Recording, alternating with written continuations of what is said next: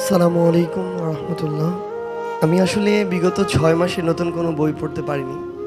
তো আমি যখন প্রথমেই অনেকদিন পর একটা নতুন বই হাতে নিলাম, তো এটা তো শুধু বই বললে আসলে আহ, বলাটা কিছুটা ভুলও হবে।